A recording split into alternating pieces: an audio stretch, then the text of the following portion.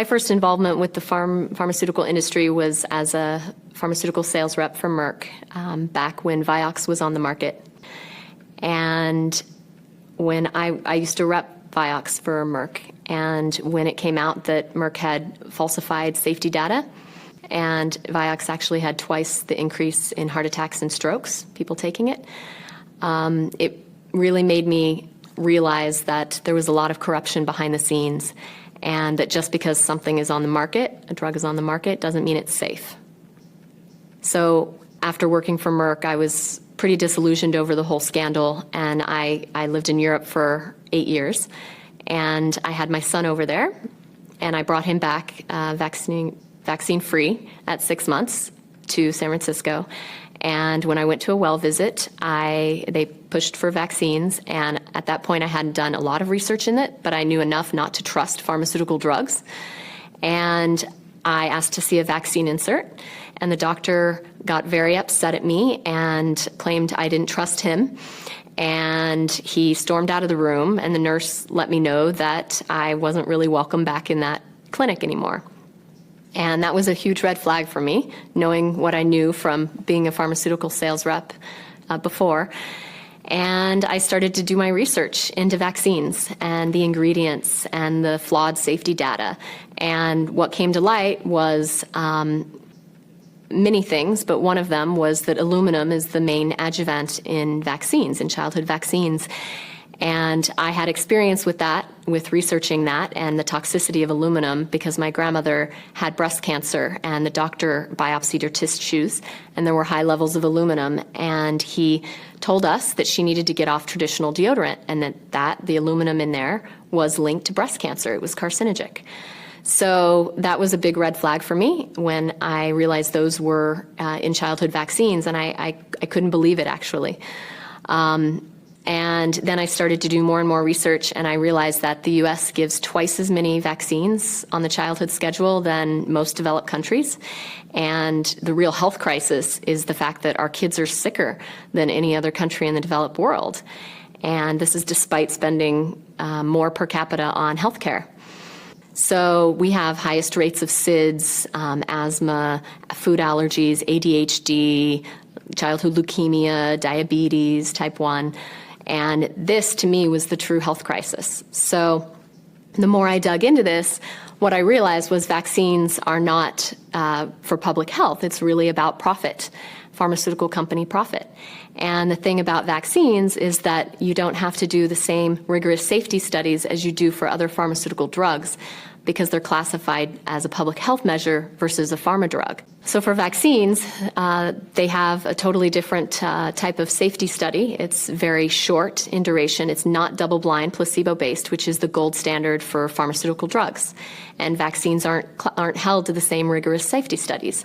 So if you look into them, it's very easy to manipulate the data and present that as something that's safe. But if you really look into the studies and look into the toxicity of the adjuvants and the additives, you realize that the safety studies are not proving safety at all.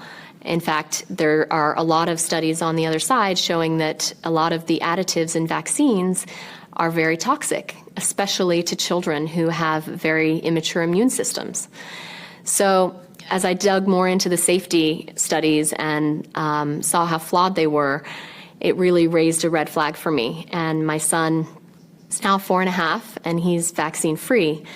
And I really got motivated to get more into this fight when I realized the mandatory vaccination bills that were sweeping the country, over 138 states. And it's clear to me that it's definitely about profit over public health.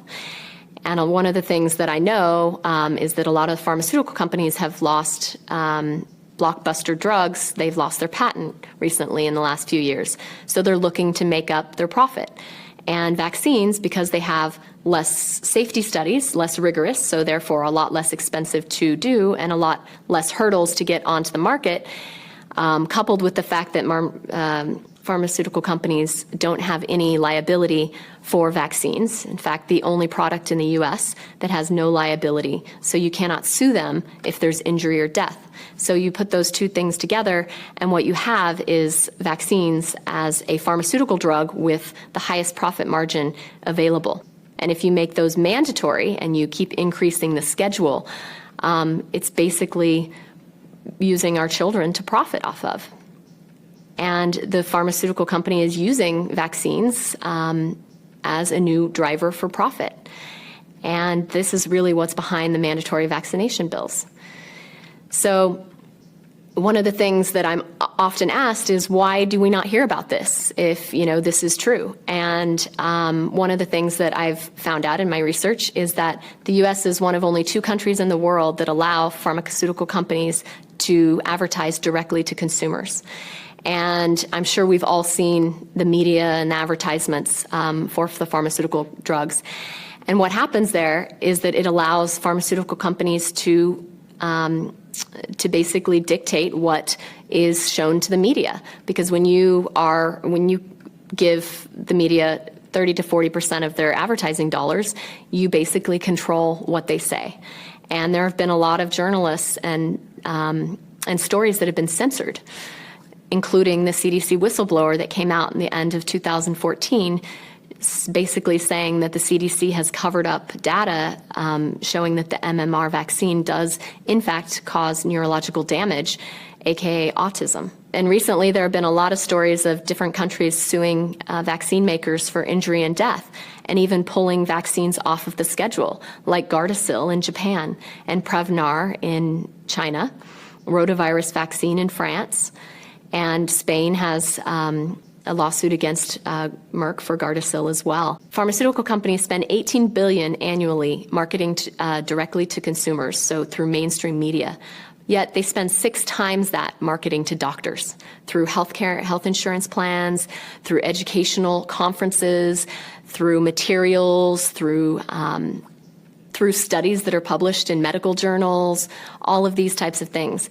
And what it really comes down to is that we have vaccines that have no liability for the manufacturers, very little safety data to say that they are safe and effective, and we have a lot of marketing going out there. So we have a very broken system. Our vaccine system in the US is broken. And we cannot mandate something when there are so many unanswered questions and so many things that are going on behind the scenes that people aren't aware of, including vaccine ingredients. Like when the pediatrician didn't want to show me the vaccine insert, well, there's good reason for that.